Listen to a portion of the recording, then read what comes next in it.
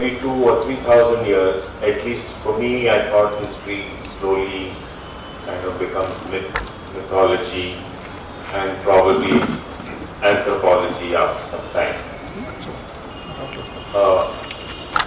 But for that period of 2,000 years till maybe 100 years ago, I always felt was history. And events that happened in my lifetime, I always thought was just journalism, stuff that you personally experienced, lived through, and therefore had an opinion on. Our speaker for today, the very well-known and famous author, historian, Mr. Ramachandra Guha, has actually ventured out to do something which very few historians have done, and that is to write on contemporary matters, contemporary history. And he's probably, as I was reading his own article some time back, probably people who are less than 10 who've written on contemporary matters in India. And Mr. Guha is one of them. He needs no introduction. He's an Indian historian, environmentalist, writer, public intellectual whose interests span social, political, contemporary, environmental, cricket too, and the field of economics. As I already mentioned, he's written on modern Indian history. The third edition of his book, India After Gandhi, is out. He had a visiting position at the London School of Economics and also at the Indian Institute of Science in Bangalore. He's only the third Indian to be conferred a foreign member prize by the American Historical Association. It's my great pleasure today to invite Mr. Guha. Introduction. Thank you all for coming here. It's wonderful to be back at Manthan. I've been here several times before. It's my first visit after the pandemic. And I'd like to pay tribute to the late Ajay Gandhi, who was one of the moving spirits of Manthan, a person of great warmth, compassion, wisdom, and public spiritedness. And it's a great privilege to have known Ajay and to have been hosted by Manthan and him. The third edition of my book, India After Gandhi, is just out, and in fact, it's on sale too here, after, if any of you would like to pick up a copy afterwards. And I thought I'd speak on what made me write this book.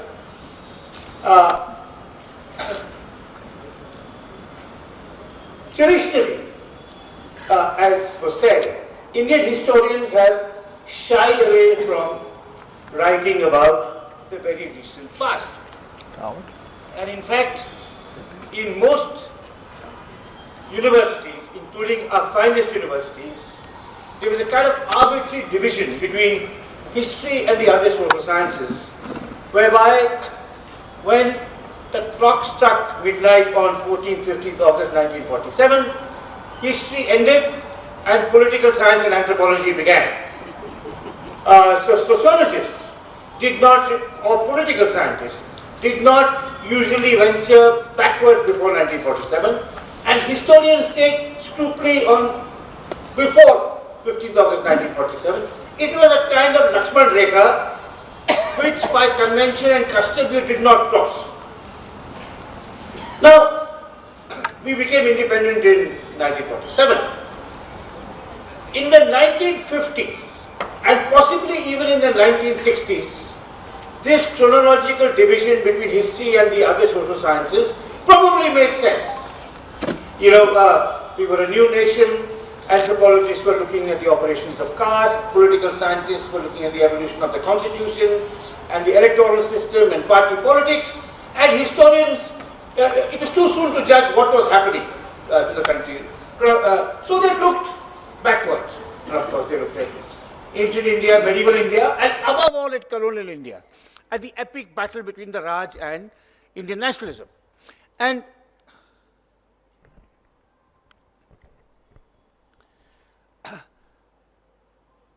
that period from Plassey to Partition, which is actually the title of a very fine one-volume survey of colonial India, published by a Hyderabad publisher, Orient Black Swan, which I would, strongly recommend. It's one of the best books on that period. From Plassey to Partition, that was the growth area for historians in the 50s and 60s. Of course, people worked on earlier periods too, and on different subjects.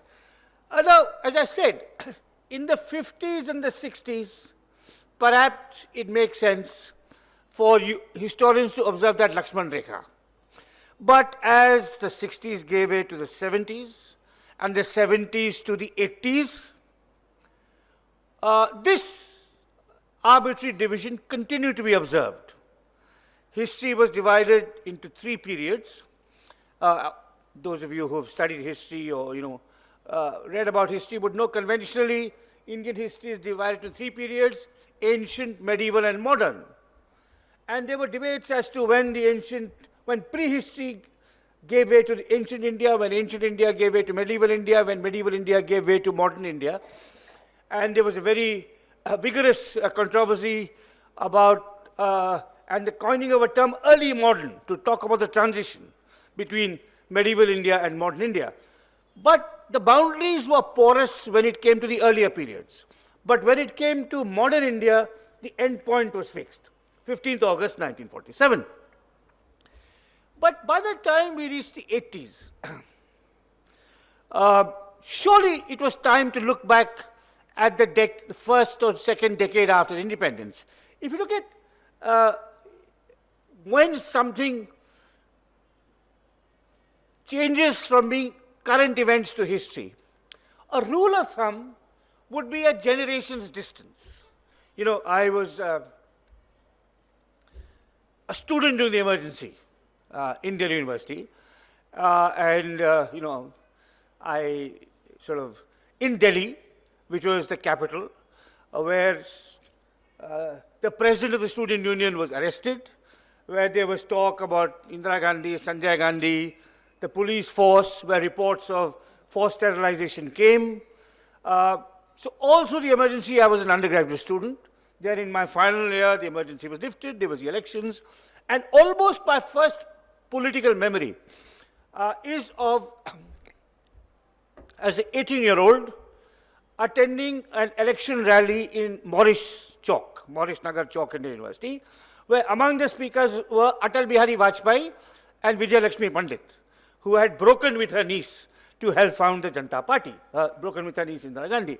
Now, in the 70s and even the 80s, the emergency was so vivid that it was really current events. But by the time I was in my late 40s, early 50s, I had a generation's distance. I could assess it critically and objectively and not see it simply as a battle between good and evil, with Jayaprakash Narayan and the Janata Party being good and Indira Gandhi and the Congress Party being evil, and see the complicated factors, political, economic, geostrategic factors that led up to the emergency. Now, so when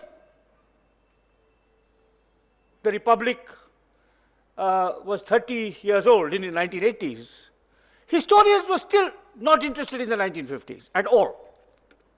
This Lakshman Rekha, they would not cross. Now, this was a peculiarly Indian problem. It did not exist among historians in other parts of the world. Now, before I say any more, let me just remind ourselves that they were absolutely outstanding historians working in India in the 50s and the 60s and the 70s, including in this city. And contrary to what is sometimes portrayed in the media today, most of them are not in JNU, and actually most of them are not Marxists. They were really doing very interesting work on social history, cultural history, the history of architecture. Women's history was growing as a field. Environmental history was taking off. There was a very rich and diverse debate among historians of all professions. Marxists not excluded, but Marxists certainly not dominant, which is contrary to what you might hear today. So India had, I would say, outside the Euro-American world, India had the most active, engaged, professionally rigorous, and productive cohort of historians working on many different themes, publishing essays and books. You had the Indian Economics and Social History Review, which was edited by my late teacher, Professor Dharma Kumar of the Delhi School of Economics, which was that rara avis, a world-class academic journal edited out of India, edited by Indians. And most of whose, of course, it published articles by foreign scholars too. You had first-rate publishing houses like Orion Longman, as it was then called, the Oxford University Press, Asia Publishing House, which the older people will remember, which sadly died in the 1980s, which was set up by an expatriate Sri Lankan called P.S. Jayasinghe in Bombay, and whose chief editor was a Bene Israel Jew called Samuel Israel. That kind of thing could only happen in Mumbai, that Mumbai of those days. You know, a Sinhala and a Konkani Jew setting up a first-class publishing house. They published the first works of people like M.N. Srinivas, Irfan Habib, who were going later to become household names. So you had a very active historical tradition of history writing in India. But their gaze was firmly fixed on the pre-47 period. Now, this was not the case in other countries with active historical traditions. So in America, for example, or in Europe, the kind of watershed that August 1947 is for us, the departure of the British, the creation of an independent country, but also the bloody and tragic division of the subcontinent. What 1947 is to us as a watershed in 20th century history, 1945 was to Europe and America, the end of the Second World War. And by the time you reach the 1970s, you find European and American historians writing about the late 40s, talking about the origins of the Cold War, which is replaced, the hot war has been replaced by the Cold War. By the time you reach the 1980s, American historians are writing about Vietnam. French historians are writing about the student revolts of the 1960s. British historians are writing about the construction of the welfare state in the 1950s and 60s. By the time you reach the 1990s, you have European historians writing about the countercultural movement, the birth of modern environmentalism, and so on, from a historical perspective, using primary sources. Now, in India, none of this was happening. If I was to, there were the odd book. For example, there was the odd biography of a political leader which took the story beyond 1947. So if you look at S. Gopal's 3-volume Life of Nehru, which was published between, I think, 1975 and 1984, it dealt with Nehru's prime ministership, which of course ended in 1964. Also in the 1970s, you have the publication of Rajmohan Gandhi's book on Rajagopalachari, who likewise lived for a couple of decades after independence. But apart from these political biographies, there were no rigorous, and the odd work on partition, there was virtually no rigorously researched, carefully argued books on the history of independent India. And it's in the context of this near total neglect by Indian historians of post-independence history that I began work on the book whose third edition has just come out. And I should say a little bit, if you'll indulge me, on the circumstances whereby I wrote this book. It's the only book of mine that was somebody else's idea, not mine. Every book I've written in the past, every book I'll write in the future is because I wanted to write it. I thought that this topic needed exploring, or this character particularly fascinated me. But in the case of India after Gandhi, the idea was somebody else's. I was at home in Bangalore about, I think it must have been September 1997, shortly after India had celebrated 50 years of independence. And I got a call from a person I did not know, asking me to meet a person I did not know. The person calling was a young man called Rajdeep Mukherjee, who had just been appointed a sales manager in Macmillan in India. And he said Macmillan literary imprint in England, which was called Picador, which was then run by a person called Peter Strauss, who I hadn't heard of. Rajdeep Mukherjee told me, Peter Strauss is coming to India and he wants to meet you. And it so turned out that I was in Delhi on those dates when Peter Strauss was there, and we met. And when we met, this was, this was late in 1997, he was carrying a copy of a historical journal published out of Oxford called Past and Present, which is actually my favorite historical journal. Many of the historians I most admired, like E.P. Thompson and Eric Hobsbawm, had been its editors.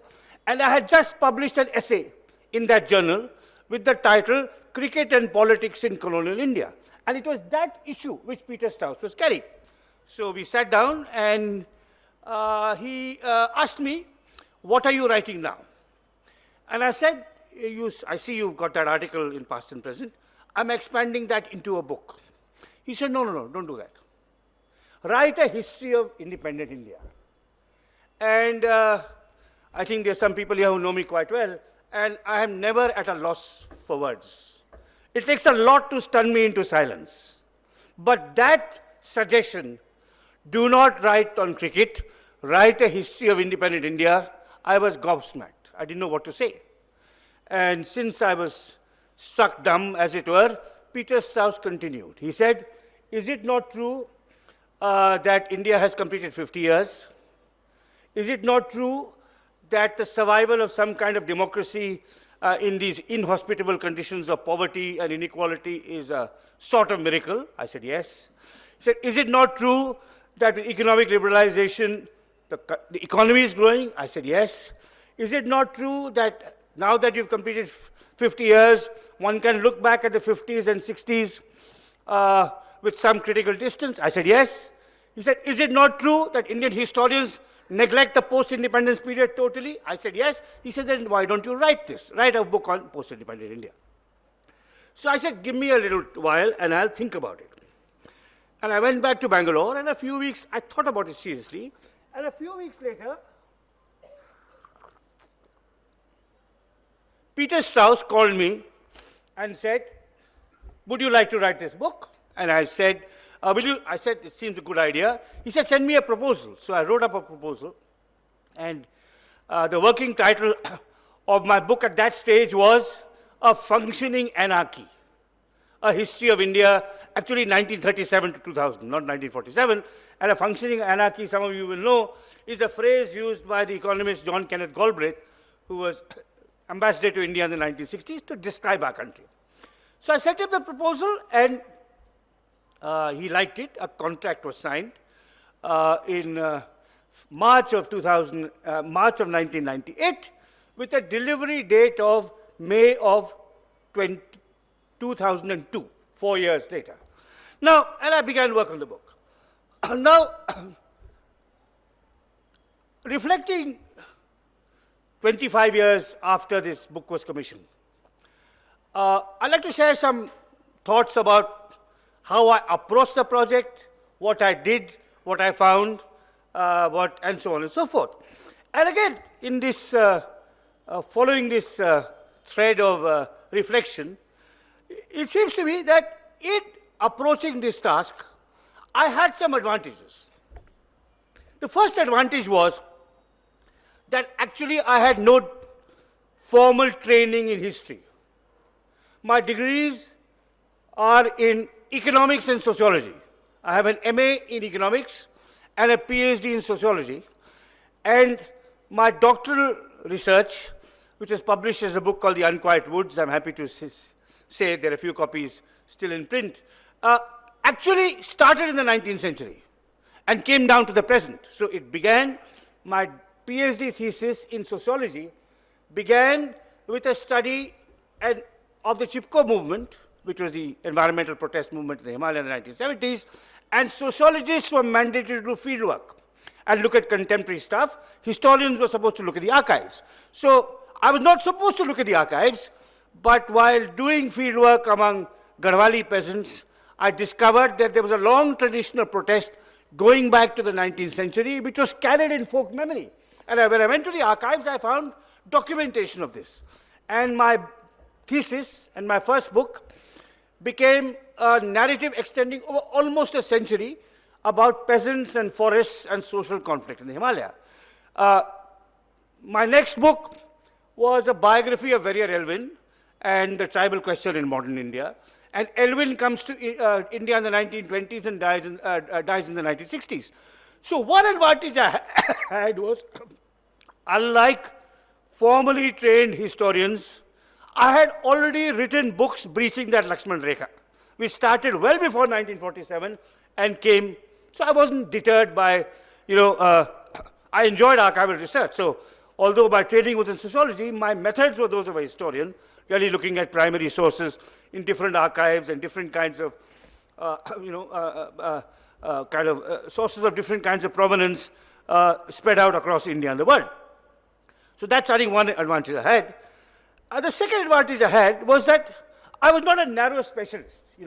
I had written on the environment, I had written on Adivasis, I had written on peasants, I had even written on cricket. So, if having been asked to write a kind of a macro history of India, if I spent all my life specializing in, the history of finance or the history of caste and nothing else, or the sociology of caste and nothing else, probably I would have been intimidated.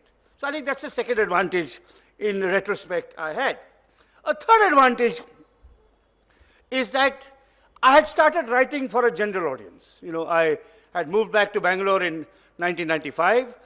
Till then, I had held full-time academic positions in Calcutta and Delhi and overseas. And through a series of complicated, how do I put it? So a series of complicated accidents, which I won't go into, I was unable to get an academic job in Bangalore.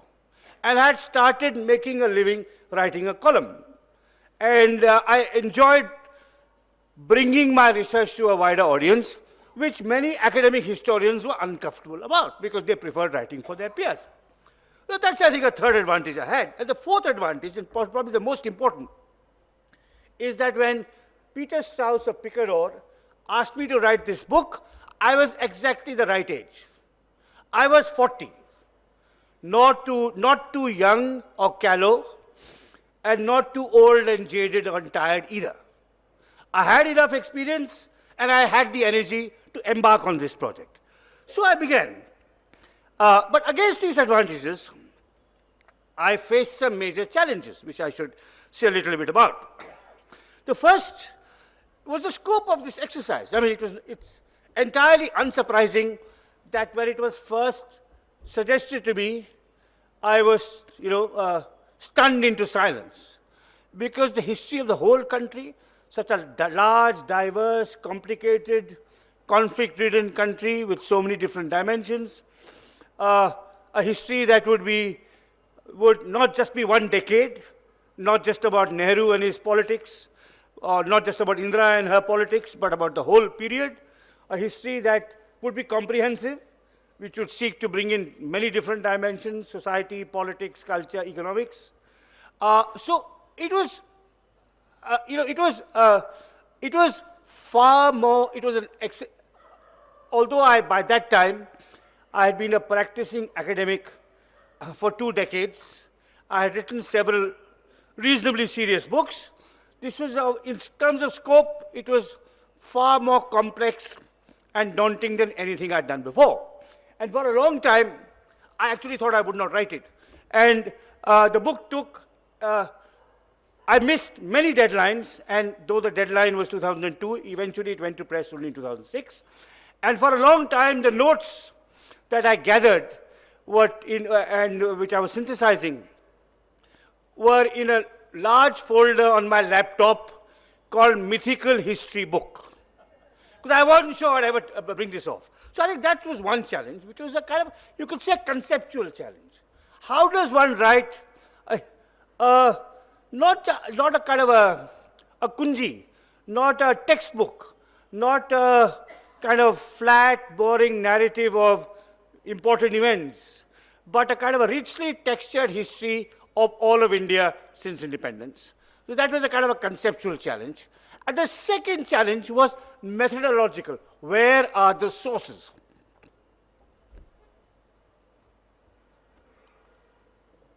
Now,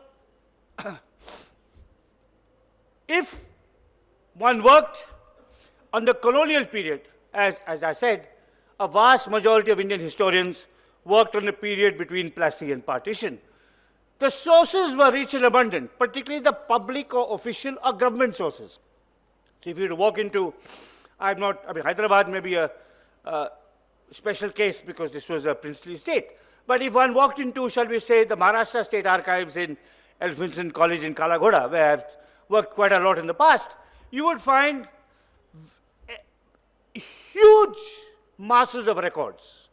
The records of the Agriculture Department, the Revenue Department, the Forest Department, the Home Department, the Police Department, the Commerce Department. And from those you could write the history of select aspects of Western India.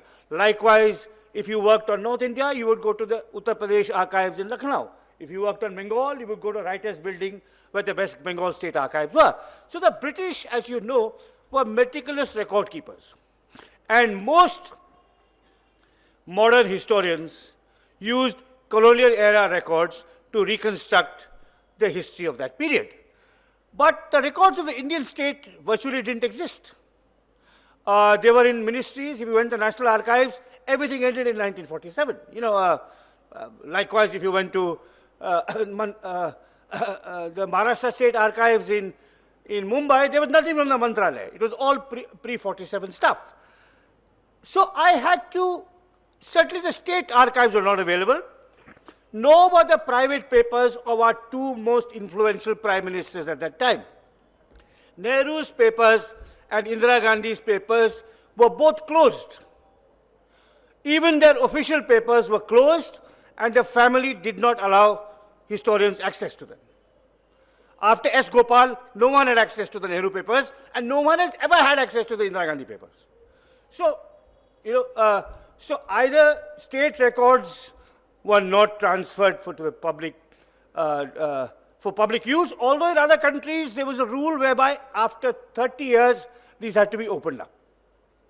And of course, the records of the prime ministers were just closed. So I had to find new ways or new kinds of sources, not the conventional sources that historians of the colonial period used. And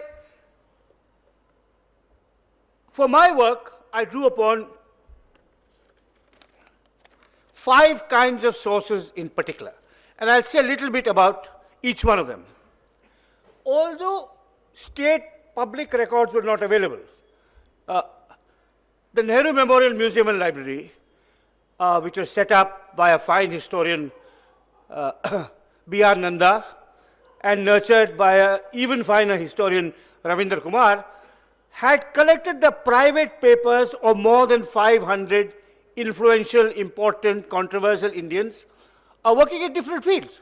So the Teen Murti, as it's known, shorthand to historians, the Teen Murti manuscript collection had the private papers not of Nehru and Indira, but of other politicians, of administrators, of diplomats, of scientists, of activists, of the organizational papers of political parties, and these were open.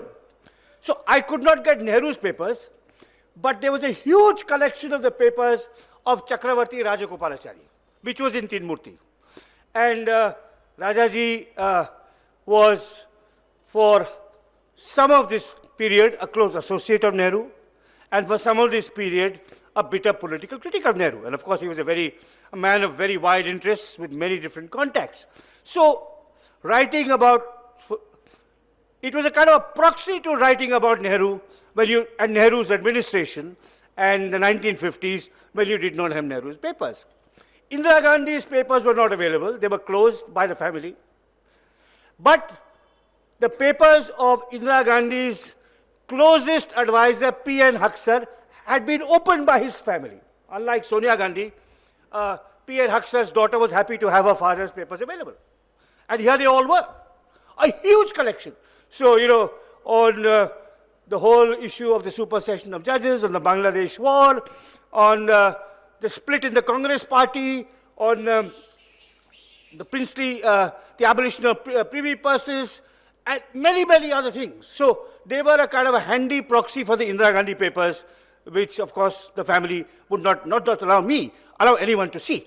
So, and it was, I just mentioning two, Rajagopalachari and Huxar. But there were many other papers. For example, the papers of diplomats. If you look at the India-China conflict, again, you didn't have official papers. But you had the papers of foreign secretaries who had dealt with it, who had met the Dalai Lama, who had met Chow En-lai, who had the records in their papers of the very important meeting visit that Chow En-lai made to India in 1960, trying to solve the border dispute. Papers of scientist Meghnad Saha, his papers, dozens and dozens of private papers were there, through which you could reconstruct the political and social history of the 50s and the 60s and 70s, even if you did not have access to the state records or the records of the prime ministers themselves. That's one source. The second source would be papers in British archives of British colonial officials who, after they went back to Britain after 1947, retained close touch with the districts they had worked in. There's a kind of now very black and white portrait of colonialism whereby all white men are evil. But actually there were some ICS officers who had deep empathy and understanding of the people they worked with, and often extremely good linguistic skills as well. And again, I'm just going to give you a couple of illustrations. One of these ICS officers was a person called W.G. Archer, who worked in what is now Jharkhand, among Adivasis. Independence, W.G. Archer and his wife Mildred Archer established the India collections at the Victoria and Albert Museum and became great authorities on Indian art, including Adivasi art. So he was keeping in, so people from Jharkhand were writing to him about what is happening in the 50s and 60s. And this was there in the British archives to understand what's happening in the tribal areas of Jharkhand. Another such officer was a person called C.E. Posey, Charles Posey, who was the last deputy commissioner in the Naga Hills. And again, had a close bond with the Nagas, and was heartbroken when he had to leave in August 1947, and kept in touch with Naga leaders and activists right till the 1970s, kept clippings, news reports of what is happening in the Naga area, and so on and so forth. So that's the second source, papers in British archives, private papers in British archives.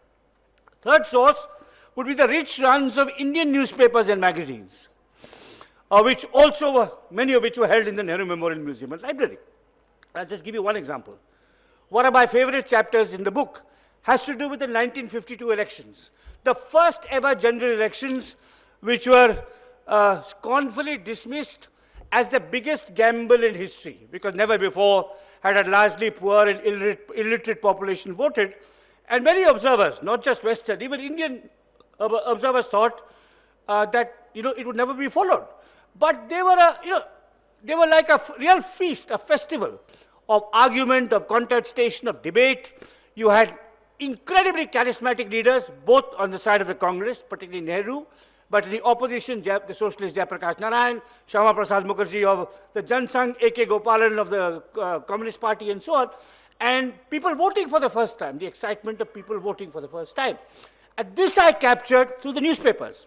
And what I did was, I looked at one newspaper for each region. So the Times of India for the West, the Hindu for the South, the Hindustan Times for the North, and the Amrita Bazar Patrika for the East.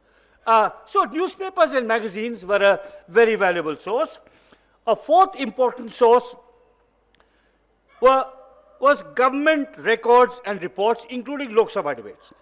And the Lok Sabha debates of that time were, very rich, invigorating, and again, although the Congress was dominant, uh, like the BJP is dominant today, some of the most articulate voices were in the opposition, like is the case today. With this difference, the speaker kept everything in the record, he didn't purge it. So if you wanted to look at the debates about the Chinese incursions in the late 50s, when Nehru is absolutely on the mat, and the most vigorous, articulate, and effective critic of Nehru was his former comrade in the freedom struggle, Acharya J.B. Kriplani. And all those debates are there. If you look at the debates on the making of the Hindu Code Bill, which after Ambedkar left the cabinet, Nehru is still trying to pursue, to give Hindu women far greater rights, legal rights, than they previously enjoyed.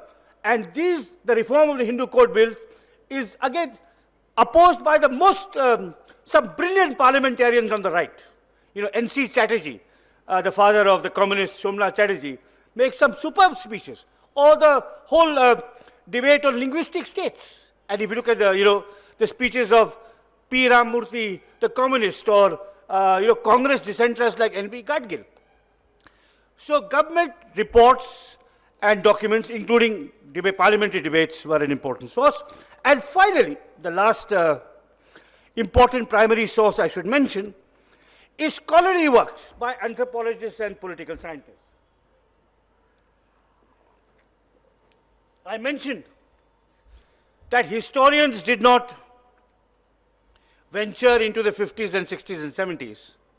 They weren't looking back, even when it came to the 1980s.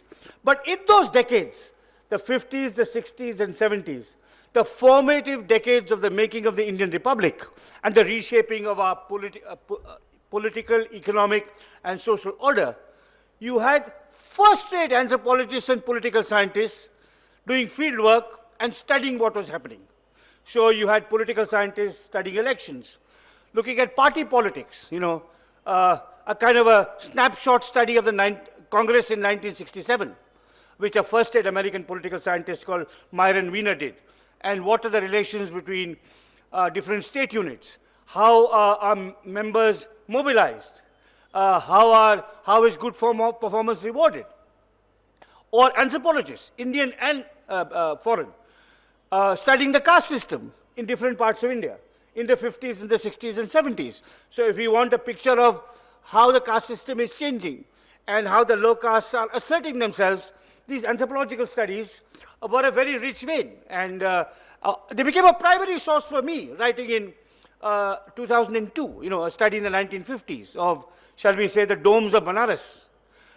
50 years later, became a primary source for me to look at how the social structure was unfolding and changing slowly, haltingly, but nonetheless changing in the early years of Indian independence. So I'm deeply grateful for the anthropologists and political scientists, Indian and foreign, I'd like to underline. Now I don't know what a historian of writing 30 years later about the Narendra Modi period in Indian history will do, because foreign anthropologists aren't allowed in. So, and sometimes they have the most insightful, actually, perspectives on what our lives are like. So, I made up for the lack of official sources through these kind of different kinds of techniques. Private papers, newspaper microfilms, anthropological studies, Lok Sabha debates, and so on and so forth. And I enjoyed the research enormously. But at some stage, I had to begin to write. And this was the really daunting challenge. I think any historian, or any anthropologist actually, who does field work and then returns with her notes to her study or a university, that's when the difficulties arise, because it's fun to discover new things. If you're an anthropologist, you'll spend a day talking to people, then you'll go back or observing a festival or looking at a village conflict, then you'll go back to your room and write it up, and it'll pile up, more and more pages, more and more words of really rich, insightful, textured material about the everyday life of people, but totally unsynthesized. It's just there, all there. And then you have to go back to a university and make sense of it. And here I was with these masses and masses of notes. In those days, I used to take notes mostly by hand. So I had these notebooks all scrolled up and filled in, and then I had to make sense of it and think of a structure. How was I going to tell the story of all of India over what was now close to 60 years? Working out the chapter scheme of this book was in some ways the most difficult intellectual exercise I faced. You know, before I wrote India After Gandhi, I had written a biography of very relevant. After I wrote India After Gandhi, I wrote a 2-volume biography of Mahatma Gandhi. And the research for a biography is arduous and difficult and painstaking and time-consuming. But when you begin to write, of course you have to flesh out the character, his emotions, relationships, his angularities. So there's a kind of a subtlety by which you approach it. But there's a kind of a chronological arc that goes from birth to death, year by year by year. But here I couldn't just say 1950 this happened, 1951 this happened, 1952 that happened. I had to think of some structure, some overall themes. And I broke up the book into 5 periods: 47, which is when we are freed and divided, till 52, when we hold our first elections, then 52 to 57, and so on and so forth. And then then the end of Congress domination, so 77 onwards, 77 to 89. And in each of these broad chronological clusters, I had to decide what themes to foreground. So the making of the Constitution and the integration of the princely states, shall we say, in the first part. The making of linguistic states and the conflict with China in the second part. The war with China and the death of Nehru and the succession in the third part. The emergency and other things in the fourth part. And that challenge, I think that how to blend chronology and theme. What I think was, in some ways, as I said, a very, the most complex and daunting intellectual challenge I have ever faced. And in writing these chapters, I was guided by the maxim of a great Cambridge historian of the 19th century called F.W. Maitland. The maxim goes as follows: that which is now in the past was once in the future. That which is now in the past was once in the future. So if you're looking at the Kashmir dispute, in August 1947, Nehru and Patel did not know that the Pakistanis would invade. They did not know what the Maharaja would do. They did not know how the geopolitical situation between Russia and America would unfold. Today we know all of it, because it's now in the past. For them it was, but for them it was in the future. If you look at the process of economic planning, for example, when the Planning Commission was formed, Nehru did not know what was going to happen. Not just Nehru, but anyone else. So when Ambedkar was framing the Constitution. So every event, you have to try and put yourself in the shoes of the important actors and decision makers based on the information, the imperfect information they had at the time. And the book was animated by the desire to learn. I was driven by curiosity, not by judgment. I didn't come with an agenda saying, I have to prove this, I have to show this. Because a historian is not a judge. A historian is an interpreter. A historian has to recognize, to repeat Maitland's maxim, that that which is now in the past was once in the future.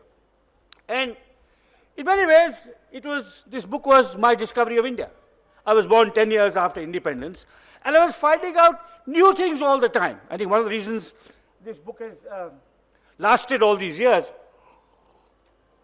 is that the excitement, my own excitement, was in some ways communicated to the reader. Now, I was finding out things all the time because I hadn't read about them in school or in college or as a professional. So it was new to me, and hence possibly new to the reader. I'm going to just make a few, as I come towards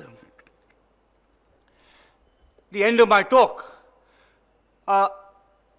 let me say something about what personally, as a writer of India after Gandhi, what I am reasonably satisfied about, and then I'll come to what I'm not satisfied about, the book I've written, which is now in its third edition.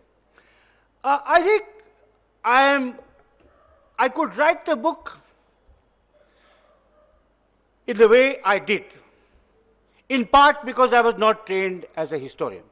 My methods are that of a historian. Every book of mine is based on the most detailed and rigorous and arduous research in primary sources. So no historian can fault me about how many archives I've consulted in different locations. I mean, my Gandhi biography draws on 80 different collections, for example, right? But I was trained not as a historian, but as a sociologist. So hence, themes like religion, language, caste, gender, figure much more centrally than India after Gandhi than if a historian might have written it. And popular social movements too, because I had begun as a historian and ethnographer of the Chipko movement.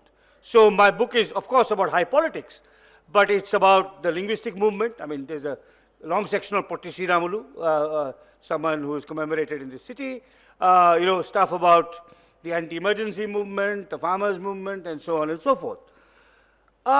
So I think that's one thing that I think my sociological training does, I think, inform the book in different ways. The other thing I'm sort of happy about is that there's a kind of, the book is about great historical figures like Nehru and Indira and Patel and Ambedkar, and the later chapters, Jawaharlal Nehru, Narendra Modi, Atal Bihari Vajpayee, Manmohan Singh, and so on. But it's also about a cast of intermediate characters who had kind of been forgotten. It's also about the grassroots. It's about anonymous peasants and workers and women and Adivasis. But this cast of intermediate characters whom I kind of gave attention to. Potti Sriramulu is one. But in some ways, my favorite of all these is Sukumar Sen, who was our first election commissioner, who was a mathematician trained in Imperial College, and who actually laid the organizational framework for how elections should be conducted in a society that is large, divided, dispersed, and mostly illiterate. Or someone like Angami Zapu Fizo, the Naga separatist leader, who is an important player in my book, because he was an important player in the history of independent India. I talked about the things I was discovering. One of the things I was discovering as I was researching this book is that the Naga conflict is even older than the Kashmir conflict. Now, growing up in North India, I grew up in the Himalayan foothills. When I was a boy, we fought the wars with Pakistan, 65 and 71, and I remember the air raid sirens and blacking out our windows and so on. And I knew it was about Kashmir. Somewhere it was about Kashmir. But I had no clue that the Naga dispute predates the Kashmir dispute, because it is in 1946, before independence, that a group of Naga intellectuals and activists set up the Naga National Council. And of course, Fizo, who is the animating spirit behind the NNC, and a very interesting, charismatic, controversial figure. It was fun to write about people like him, or Kamala Devi Chattopadhyay, the great Indian feminist who did such remarkable work both in refugee rehabilitation and then later in nurturing our textiles.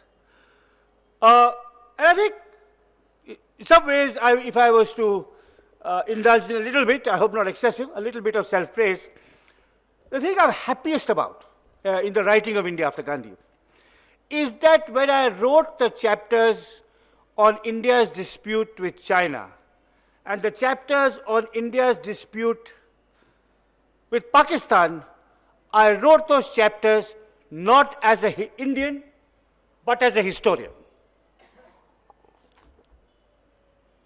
I published an essay some years ago in a wonderful online forum edited out of Hyderabad, India Forum, where I argued that a historian must guide against different kinds of chauvinism. The chauvinism of identity, the chauvinism of language, and the chauvinism of nation. The historian cannot be a blind nationalist. And when it comes to our disputes with Pakistan and China, the important thing to remember is that in each case, there are 2 points of view. the reason that the Kashmir dispute is so enduring is because the claims on both sides are strong and possibly irreconcilable. The reason that the China dispute has also carried on for so long is that if you look at the two borders that we have with China, when it comes to the western border in Ladakh, historically India's claims are stronger. When it comes to the eastern border in Arunachal, historically China's claims are stronger. And the complicating factor is where China's claims are stronger, namely in Arunachal, its strategic interest is weaker. Where its claims are weaker, namely Ladakh, its strategic interest is more significant. And that's the root of the conflict. And when I wrote, when the first edition of India After Gandhi came out, I gave an interview where I talked about the Kashmir dispute. And the long interview reproduced in a magazine, and the magazine gave it the headline, Guha says, it was about many things in the book, but it was also about Kashmir. And the headline given by the magazine was, Guha says, India's case on Kashmir is not constitutionally foolproof. No, I had said this. But this interview was read in Pakistan and then represented in a Pakistani newspaper by a report which claimed Indian historian says India has no case on Kashmir. Whereas I actually said Pakistan's case on Kashmir is also not constitutionally foolproof. And that's the root of the conflict. And I think I wrote those chapters as a historian, not as an Indian patriot trying to prove India is always right, you know, whether it comes to China or whether it comes to Pakistan. Now, but the book also in retrospect has some weaknesses which I recognize, which come partly from my own professional and intellectual inadequacies, and partly perhaps from the fact that even if you write 1,000 pages about India, it's nowhere near enough. And the main weakness of India After Gandhi is that there's not enough on economics. You know, it's dominantly a social and political history. And this was pointed out by one of the wise reviewers, Ashok Desai, who's a columnist I most admire, who wrote a largely sympathetic review of the book, but says it does not say enough about economics, and you can tell that it shirks economics by the fact it has so few tables. And I accept that criticism. You know, I think economics is given relatively short shrift. I do talk about planning. I do talk about the Green Revolution. I do talk about economic liberalization. I do talk in the new edition about demonetization and its fallout. But I think I was not able to do it justice because my whole real interest was in society and politics and, you know, and institutions and of course characters.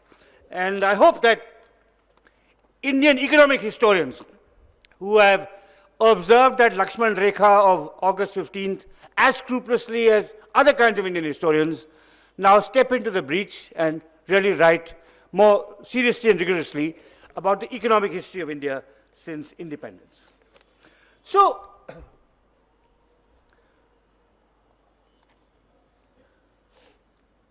I wrote this book, as I said, the book was published in 2007. 10 years later, a new edition came out with a new chapter dealing with the events of the intervening 10 years, you know, between 2007 and 2017. You had one general election, the decline of the Congress party, the rise of the BJP. The chapter on the rise of the BJP in the 2017 election was called The Rise of the BJP System. And this was a nod to Rajni Kothari's famous book of 1970, Politics in India, where he coined the term Congress system, that India has a Congress system of politics. It's one party dominant. And now we had the BJP, which was one party dominant. So it took me 10 years to bring out a second edition, but it's taken a mere 5.5 years for me to bring out a third edition, which is now available for you to see. And I should explain why. It is I foreshortened the time period, I've abbreviated the time period between editions. There are two reasons. The less important has to do with my advancing age. I'm 65, and you know, it's hard work even updating a book like India After Gandhi. And at 70, I may be too old or too tired or not here at all. So I thought I better do this. But that's the less important reason. The more important reason is in the last 5 years, we've seen profound and transformative changes in the structure of the Indian Republic. The pace of change, the intensity of change, the nature of the change can be compared only to the 5-year period 1947 to 1952. You know, between 1947 and 1952, a united and democratic republic was created in the most inhospitable circumstances against a backdrop of partition, refugee flight, more than 1 million people dead, in a time of economic scarcity, with the whole issue of the princely states unresolved, with a constitution to be written, and all that was accomplished between 1947 and the first elections of 1952. And the last 5 years, we have seen a similar kind of transformatory period, you know, where the ruling regime has tried to reorder Indian politics, economics, society, institutions. So the new edition talks about demonetization and its long aftershadow. It talks about the growth of the personality cults and compares it with an earlier personality cult. You know, I write books that are 1,000 pages long. I'm not very good, you know, in coining epigraphs, but an epigraph or an epigram I'm proud of is in describing Narendra Modi in this book as Indira Gandhi on steroids. So the kind of capture and undermining of public institutions over the last 5 years, demonetization, the conflict with China, the long impact of the pandemic, all that mandated the rising majoritarianism and what that might mean for the future of all Indians, and especially Indians who are not Hindus, is something I felt mandated a third edition within 5.5 years. And that's the book that is now just out. Now, as I said, it's exactly 25 years since India After Gandhi was first commissioned by Peter Strauss of Picador. In that time, I'm happy to report, contemporary history has become an active area of research. You know, where I started out, probably you could count well-researched, closely argued books on post-independence India written by historians on the fingers of one hand, maximum 2. There are now probably 40 or 50. Scholars, Indian and foreign, young and middle-aged, have published excellent books on specific historical figures in post-independence India, on the history of constitutionalism, on the history of post-independence economic thought, on the history of technology, on the history of business, on film, on caste, on religious conflict, on the history of particular states and provinces. So contemporary history, which was a barren field 25 years ago, is now a thriving field. And that gives me special joy, and I'm glad to have played a modest part in aiding this process along. Thank you. We read them, we have no clue as to the hard work that goes behind it. So you've given us pretty much a beautiful summary of how the seed was actually planted in your head and how you thought about it, the idea of writing it, and then all the extremely difficult challenges you had to face. So it was really indeed wonderful listening to this whole thing. And we're so looking forward to this particular edition because of, you know what, the inclusion of this particular chapter. Now, sir, you've been one of the most well-known and the staunchest critic of this present government. Yeah. But you've also been no less a critic of the opposition leaders. You very derisively dismiss the Gandhi siblings as fifth generation dynasts. So since I'm holding the mic, I thought let me take this chance of asking you the first question. Do you think that Madam Gandhi, having called for elections, the elections in the party, has there been a now do you think there is some change? What did you think of the elections? And if you were to vote, who would you have voted for? Yeah. So I'll answer that question, but first allow me, since you talked about the last 5 years and what I've written about it, I should have mentioned that this new chapter, this new edition has a long chapter, a 10,000 word, 40-page chapter on the important events and controversies of 2016 till today, because the last edition, the last event in the 2017 edition was the killing of Burhan Wani in September 2016, and demonetization was November. So it starts with that. But I've also radically rewritten the epilogue to talk about the challenges India faces today.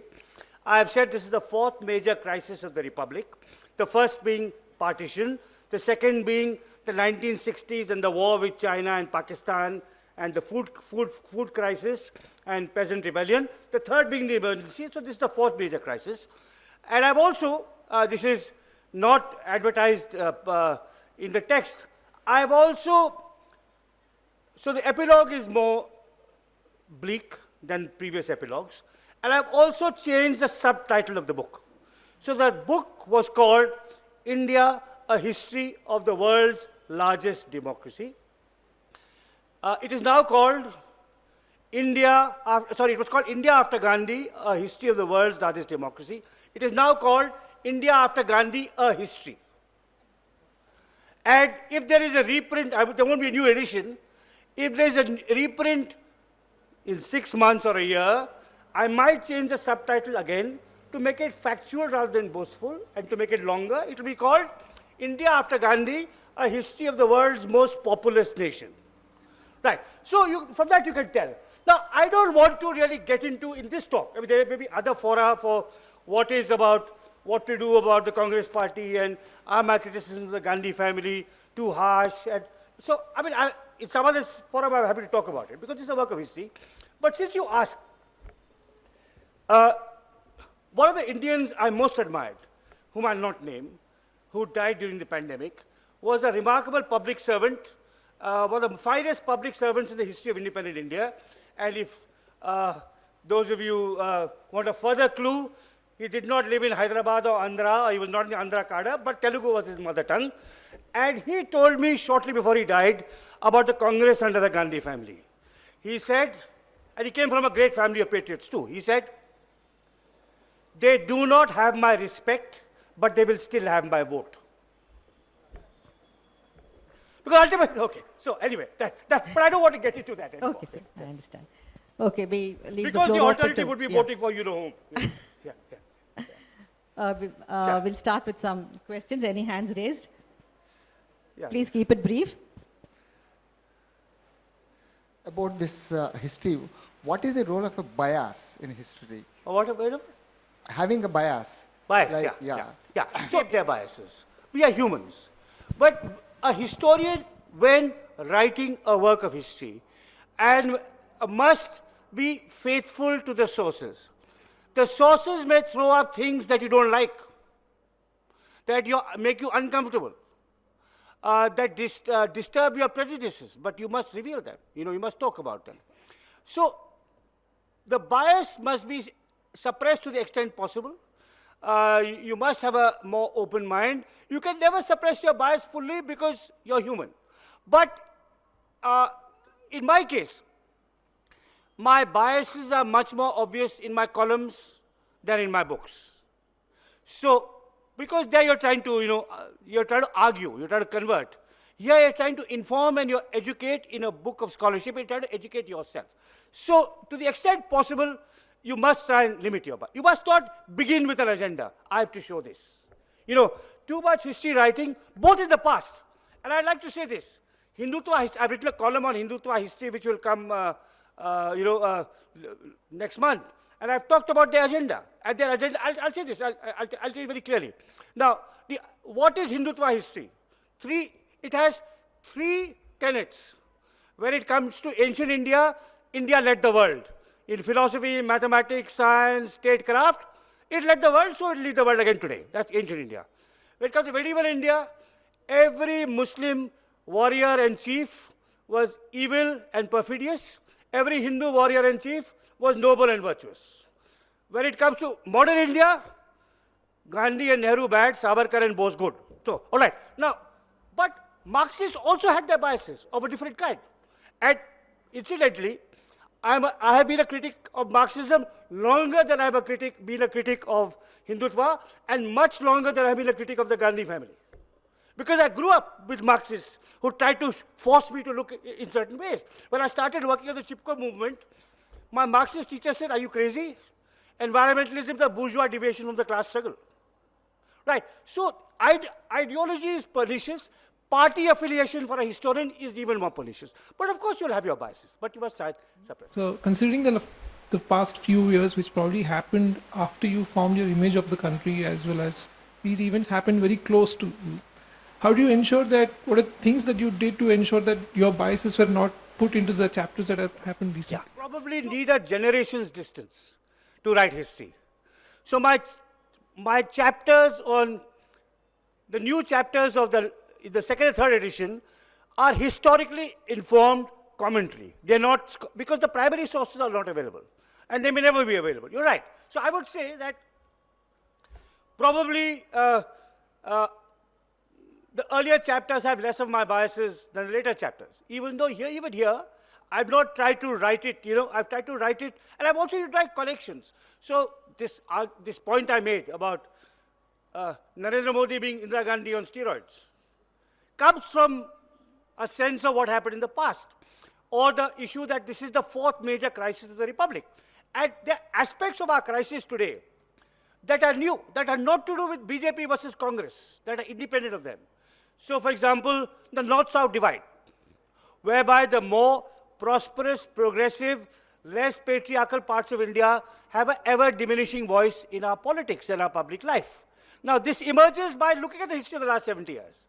All the environmental crisis and what that may mean for economic growth in India, right? So, even though your chapters dealing with the recent past are probably quote-unquote less objective, because they are following a chronology, you're looking at what's happening in the last 10 years in the context of the last 70. You can tell, you can make arguments which are not ideological, but more analytical. Compared to China, India probably made a mistake by not providing basic health care or basic education in those early days, which is something of a problem that is even there today. What is your take? Was this discussed? Was it something that probably they could have done, they made a mistake or something of that sort? So, my sense is that not just retrospective hindsight, but even at the time, there was not enough of an emphasis on primary education. And if you look at Nehru, who's often accused of the wrong things, for example, free market economists attack him for not liberalizing the economy in the 1940s and 50s, but no industrialist wanted it. The Bombay plan was all about state control. Kashmir was beyond anyone's, and China, he is often blamed for the wrong things. But I think, in retrospect, it is a puzzle why he did not give more of a push to primary education. Economists have written about it. In India, after Gandhi, I quote an Indian economist called B.V. Krishnamurthy, who writes about it. Milton Friedman, who comes to India in the 1950s, talks about it. Gandhi had talked about basic education. And above all, Nehru had travelled in Europe, and he knew something about the welfare states of Europe, at first hand. Now, so yes, however, there's still a question. Even if Nehru had, Nehru was, these are historical comparisons. Nehru, whatever my personal views about Hindu majoritarianism with the BJP, Narendra Modi, in his appeal to the pan-Indian public is on the level of Nehru. You know, I mean, and he also has new media. I mean, one should never underestimate his popularity or his political intelligence. Now, Nehru was likewise a towering figure. What Narendra Modi, I mean, historians will judge Narendra Modi harshly, already have, for not using his popularity, his credibility, his ability to say popular opinion, and staying silent about the lynchings of minorities. You know, if he had said something about akhlaq the first day, no, because everyone said Modi is, you've seen what's happening in Manesar and all of that now, right? You've seen that, right? And he's still silent. The historian will tell because he has the power. You know. Manmohan Singh may not have the power. Shastri Deve Gowda may not have the power to shift the needle of popular opinion. Nehru had that power. And he used it for some things. Admirably, Hindu-Muslim harmony, gender equality, you know, he used it, but at high science, TIFR, but not primary education. Why? It's a topic biographers have to answer. But there's still a question for a historian. Even if Nehru had given the push to primary education that he gave to Hindu-Muslim harmony or IITs and TIFRs, then it would education, school education is a state subject. Would the caste structure of state politics with the dominant caste in power have allowed it? That's an open question. I think if Gandhi had lived another 10 years, Gandhi would have emphasized it because he had a kind of a very basic bottom-up approach, but that was a historic-based opportunity without question. You're right. Bombay Plan is something which we have least heard about, and even on the net, when we try to access it, there is quite a lot of secrecy about it. We don't access it very easily. So Bombay Plan, the present day economic crisis that we are being faced with at the hands of a couple of individuals, has Bombay Plan got this present time's roots in it at that time? Because the Bombay Plan was followed with the 5-year plans, and 5-year plans patronized these license Raj, and when the license Raj ended, we had this liberalization which is benefiting only the few and making the rich. You know, if education had been truly universalized in the 50s and 60s, there would have been a kind of social inequality would be diminished. You're right about the Bombay Plan. Bombay Plan actually wanted strong state control. But maybe in the 1960s is when we could have liberalized cautiously, and Indira Gandhi took us in another direction. So these are questions I am not completely qualified to answer. I think a good economic history of India is required to look at all these with rigor, with the kind of analytical depth I don't possess, and without the benefit of hindsight. You know, and I think they are two economists whom I respect, Arvind Subramanian and Devesh Kapoor, now writing a economic history of post-independence India, and I certainly. One of the sources that you used for India Gandhi was the newspapers and magazines. From the 1950s, you said they were a festival of discussion and ideas.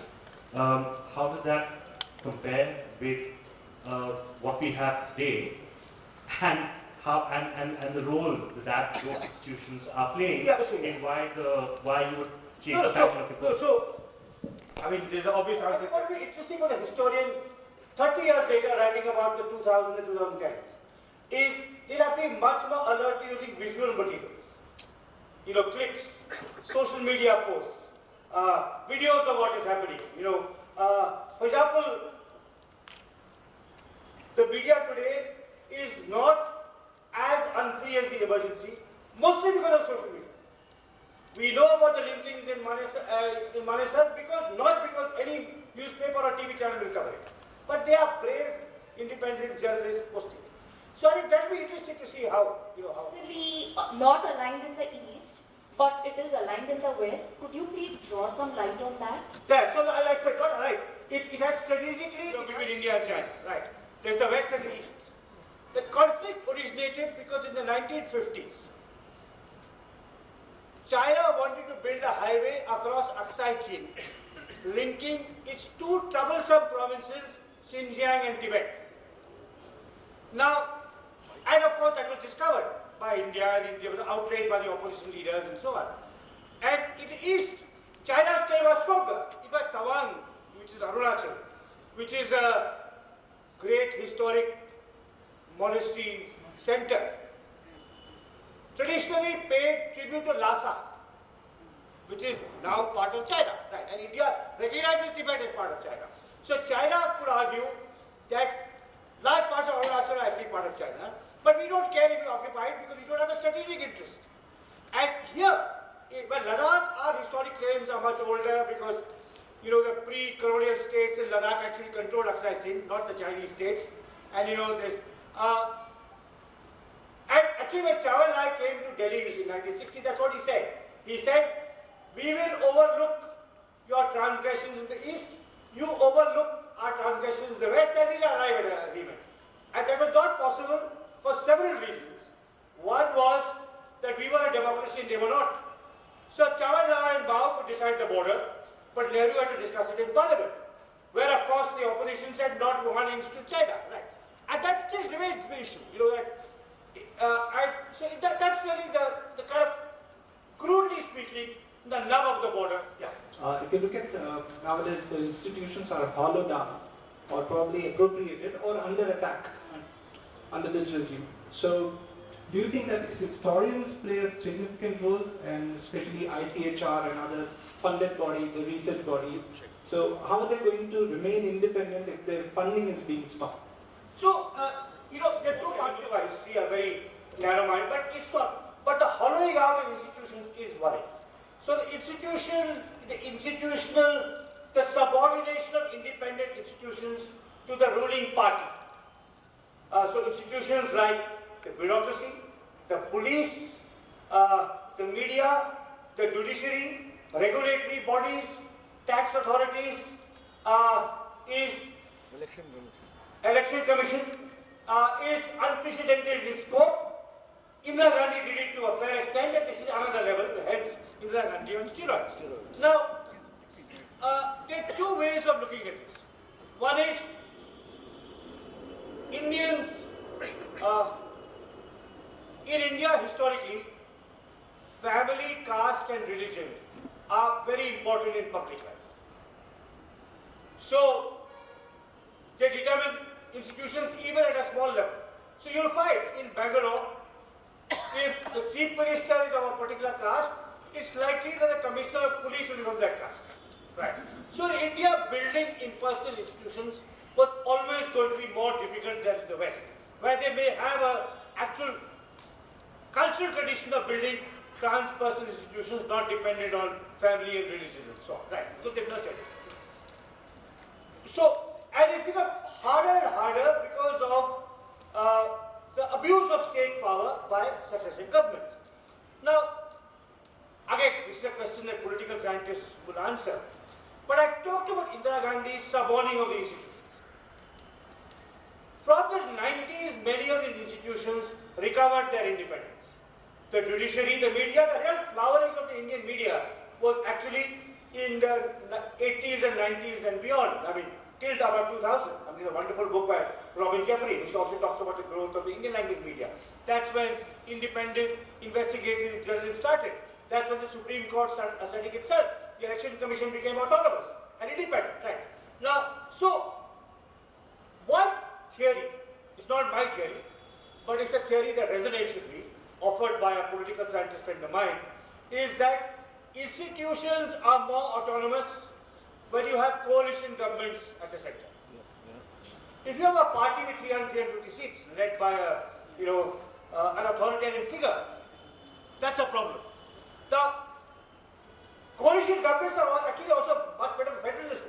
One of the things that the current regime has destroyed is damaged, not destroyed, is federalism. I mean, look at the behavior of the governors, the BJP appointed governors everywhere, including in this state. Right. So, wherever there is the opposition party. So, I think that could be a message to the voter. How it is enacted, I don't know. But building independent institutions in a society so governed by family, caste and religion was always going to be difficult, and authoritarian ideological regimes make it even more difficult. Would be my short answer. My name is Suman. Firstly, thank you very much, not just for this talk, but for standing up for what's right. It must be particularly difficult to do that in today's India, but thank you for your courage.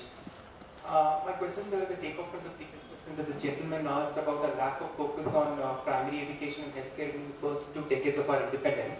It has to do with law and order. You have partially answered it saying that given how big a role family, caste and religion plays in the Indian society, it might be difficult, but if you could just expand a little more, particularly on law and order in the first 2 decades. Given my examples are the period immediately after American independence and Western Europe. I used to think this is a very white Anglo-Saxon Protestant sort of thing, but then Singapore did it in 1965 with this fanatical focus on law and order. And so much of our corruption, including our moral corruption, you mentioned Mohammed Aklaf, up to Manisar, the lack of moral outrage. But if you could just focus on the lack of law and order, could Nehru have expended some more of his goodwill on this strong focus on law and order and judiciary? If you could just expand. Thank you very much. Police reforms, I think. You know, I mean, you can't compare India to Singapore. I mean, that's not just apples and oranges, that is watermelons and the tiniest nimbus. The biggest tarbuza and the tiniest nimbu, right? So, you know, I mean, I'm not a fan of strong authoritarian law and order. I think police reform, yes, which someone mentioned. I mean, now the police has gone rogue. I mean, you know, what the Assam police did yesterday or day before with Krea.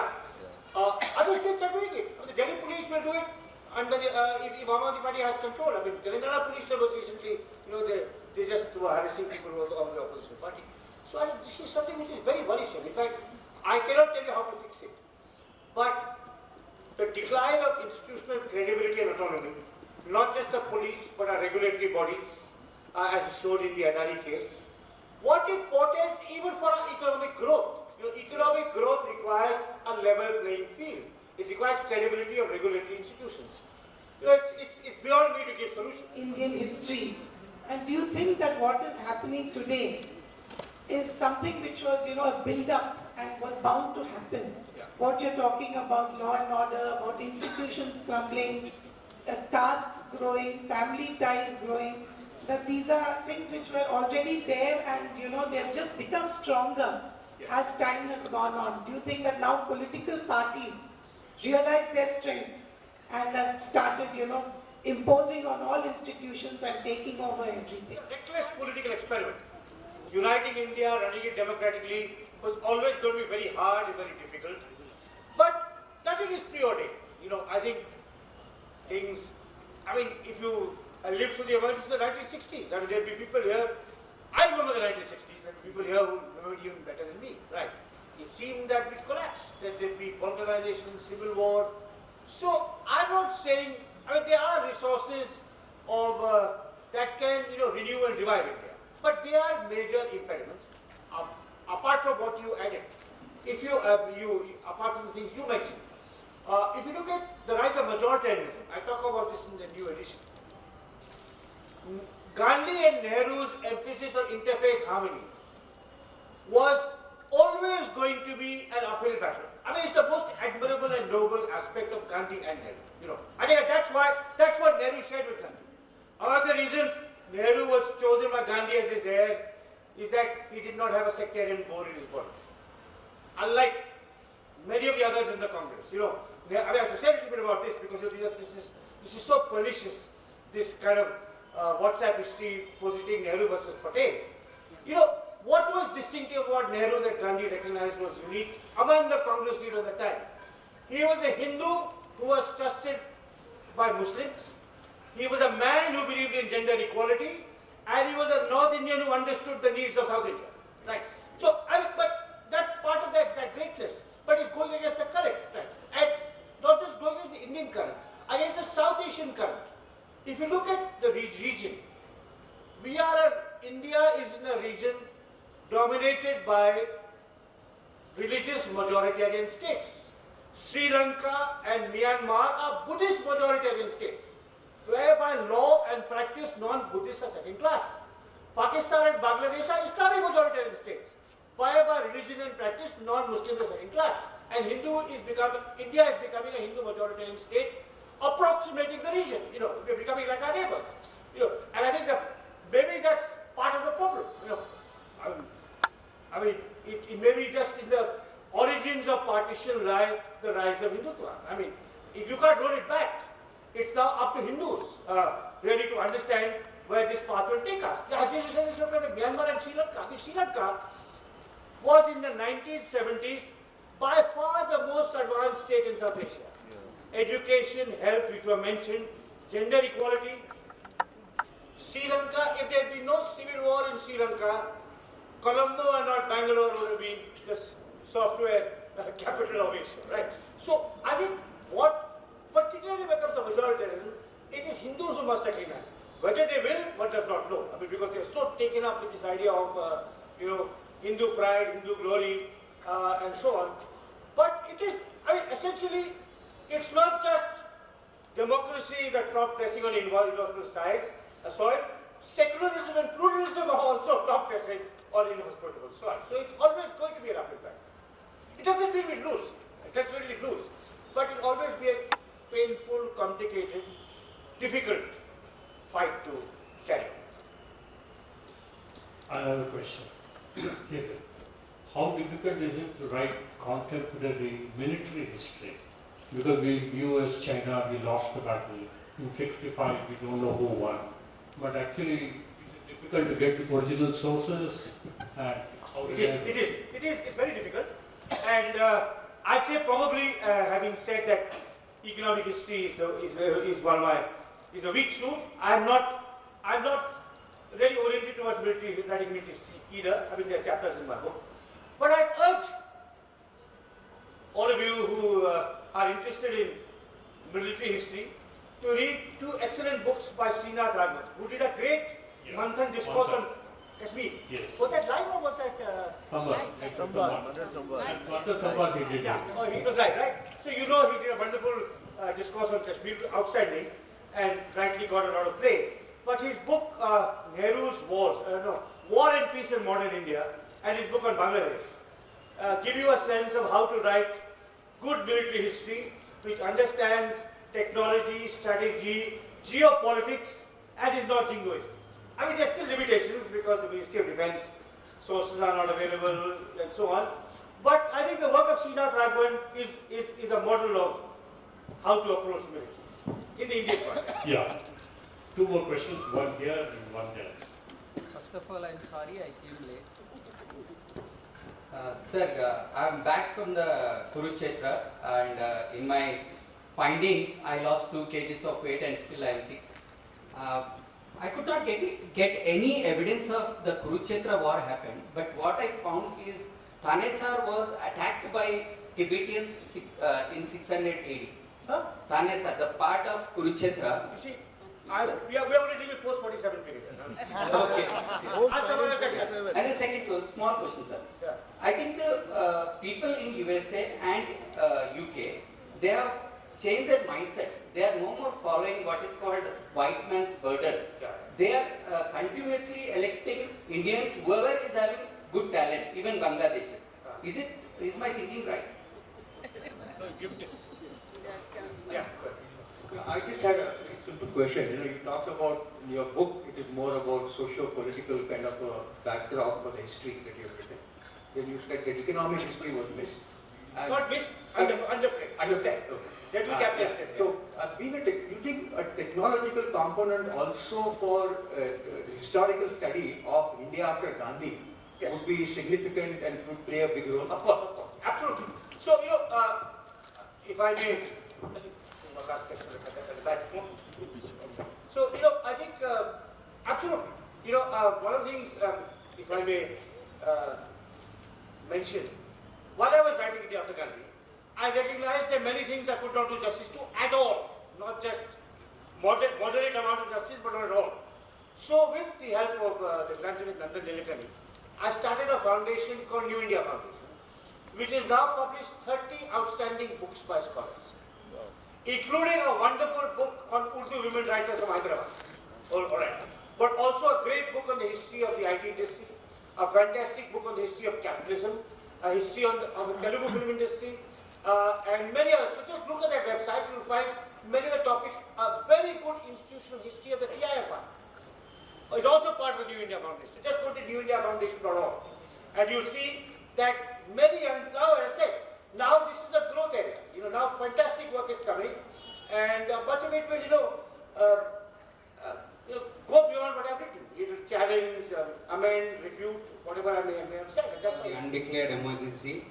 And one of my first public exposures was protesting democratically against the CA, standing right by your side at Bangalore Town Hall. So I have two questions for you. You said there's some kind of a historical vacuum after independence. So the BJP keeps criticizing the Congress that what have you done in the past 70 years?